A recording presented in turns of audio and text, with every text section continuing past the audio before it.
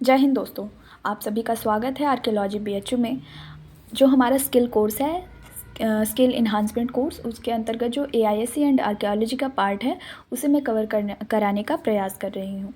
तो देखिए, हमारा जो सेमेस्टर 1 है उसमें हम स्किल में क्या पढ़ेंगे वो होगा survey and documentation of archaeological remains, यानी कि सर्वेक्षण कैसे होता है और डॉक्यूमेंटेशन कैसे होता है इन आर्कियोलॉजिकल रिमेन्स का। ठीक है, अब यूनिट 1 है वो बात करता है इंट्रोडक्शन टू सर्वेइंग मेथड्स के बारे में, यानी कि हमें यहाँ पे सर्वे को समझना होगा। सर्वे कैसे होता है, तो सर्वे क्या होता है, सबसे पहली बात सर्वेक्षण।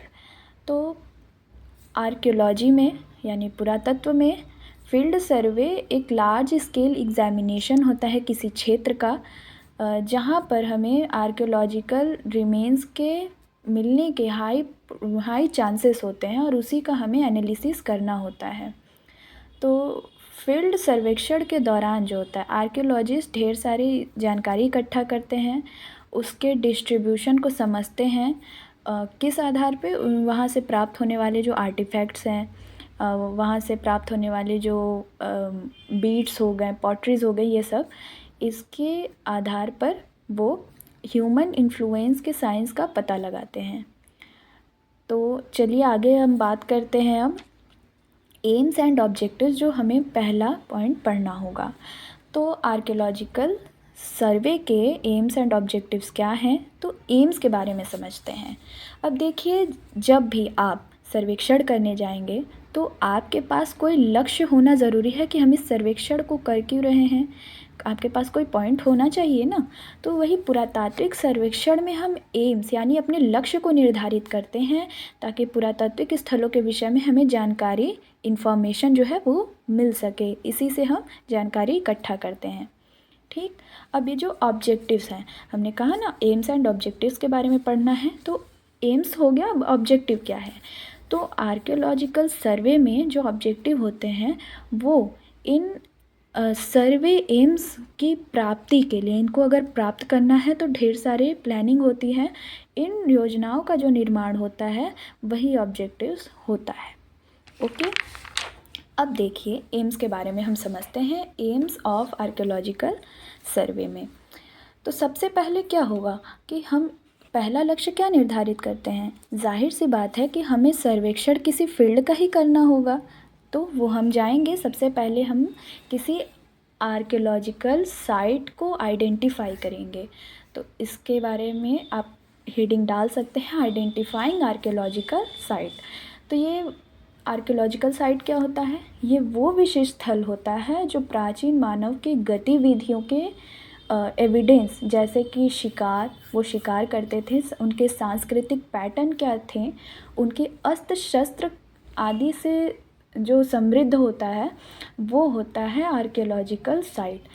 तो ये जो स्थान है वो छोटा भी हो सकता है, बड़ा भी हो सकता है। इस यहाँ पर जो पुरावस्तुएं प्राप्त होती हैं वो क्या होती हैं, आर्टिफैक्ट्स होते हैं, जैसे मृदभांड हो गए, पॉटरीज हो गए, धातु हो गए, मृतक अवशेष हो गए, मटेरियल एंड मोर्टल रिमेन्स हैं यही। तो ये वस्तुएं प्राप्त होने के हाई चांसेस होते हैं और मिलते भी हैं अक्सर।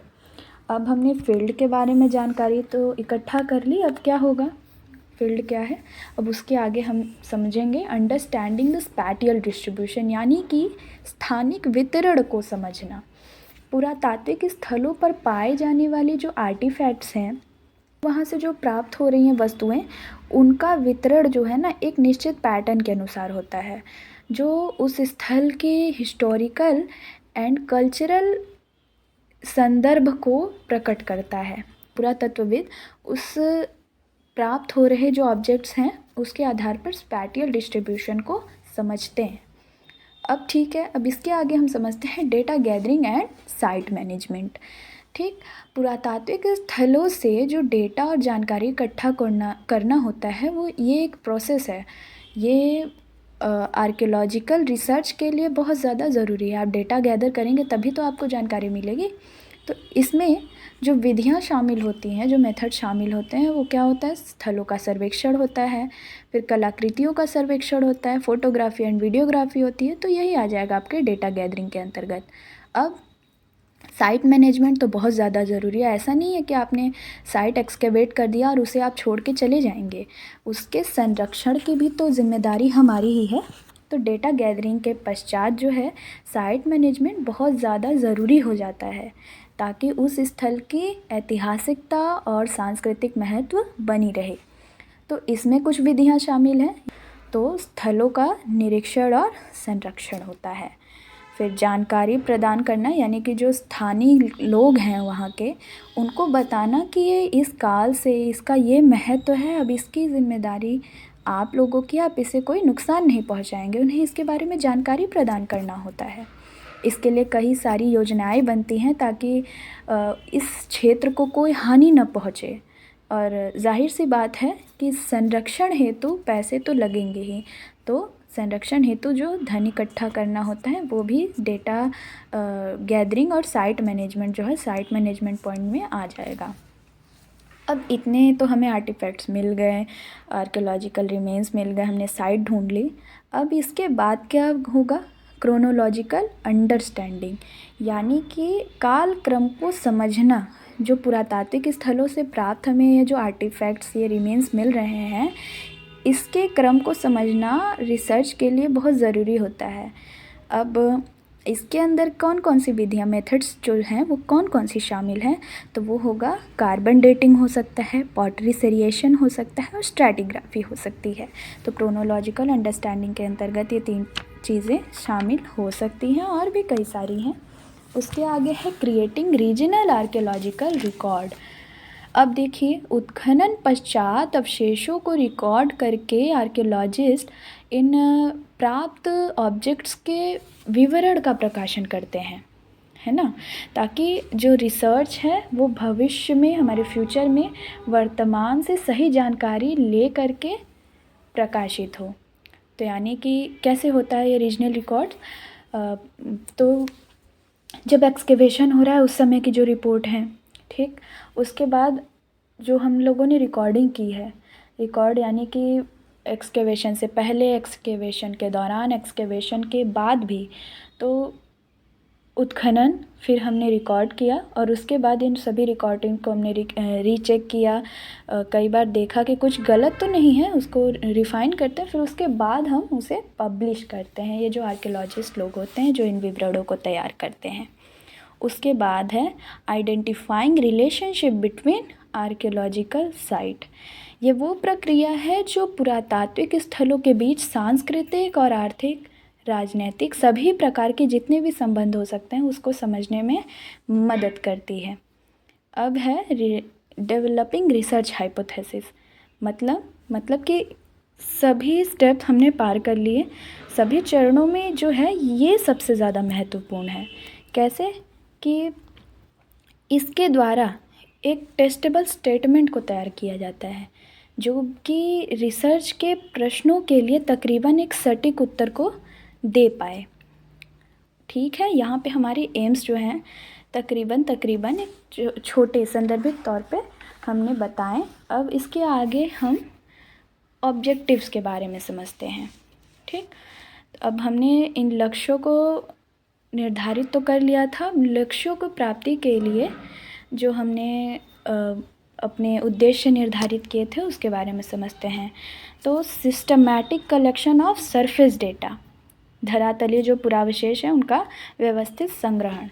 अब देखिए, आपने पुरातात्विक स्थल की खोज कर ली, लेकिन उस समय हमारा उद्देश्य क्या होना चाहिए कि हम लोग जिस तरीके से भी एक्सकेवेट करें, कोई भी सामान बहुत ही सावधानी से हमें निकालना है, उसको एक सिस्टमैटिक वे से उसे कलेक्ट करना है ना। इस विधि में पुरातत्वविद उस पुरास्थल से प्राप्त जो अवशेष हैं उसको बहुत ही व्यवस्थित रूप से संग्रहित करते हैं।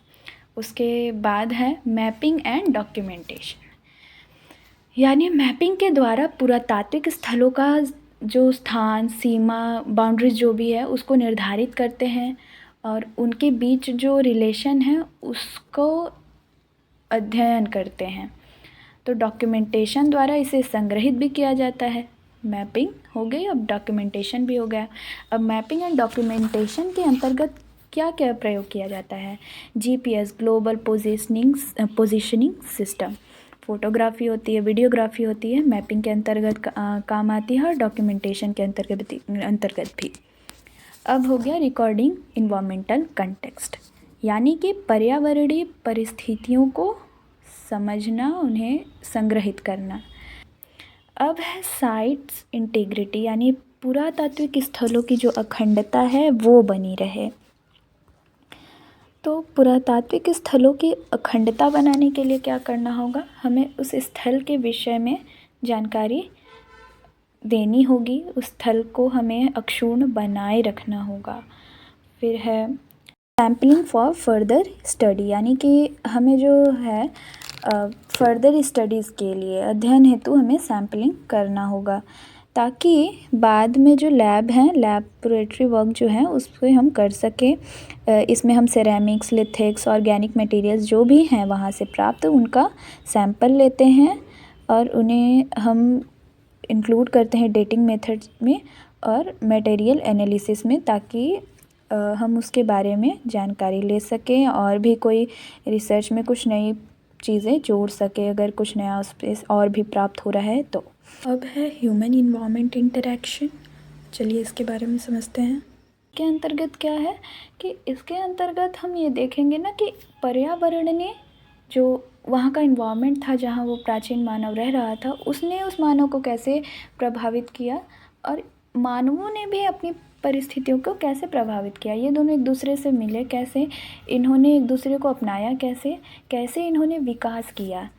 अब इसके आगे है हम public and cultural educational engagement को बढ़ावा देना, यानी कि हम जो वहाँ के लोकल कम्युनिटीज़ हैं, स्टेक होल्डर्स हैं, उनसे इंफॉर्मेशन शेयर करके उन्हें इंगेज करके हम आर्कियोलॉजिकल रिकॉर्ड और को बचा सकते हैं और अवेयरनेस जो है कल्चरल हेरिटेज को बचाने के लिए, उन्हें संरक्षित रखने के लिए वो भी फैलाना इसमें हमारे ऑब्जेक्टिव में शामिल होता है। आई होप आपको ये समझ में आया होगा। मैं उम्मीद करूँगी कि मैं और इम्प्रूव करूँ और क्लैरिटी के साथ अपने टॉपिक्स को बताऊँ, ताकि आपको भी आसानी हो, क्योंकि हमें अपनी पढ़ाई के दौरान NEP का पहला साल था, हमें अपनी पढ़ाई के दौरान उतने कोई कंटेंट मिले नहीं अगर हम सेल्फ स्टडी कर रहे हैं। तो दोस्तों ये रहा हमारी एम्स एंड ऑब्जेक्टिव्स के कुछ पॉइंट्स। आई होप आपको समझ में आए होंगे। अब मिलते हैं नेक्स्ट वीडियो में नए टॉपिक के साथ, तब तक के लिए धन्यवाद।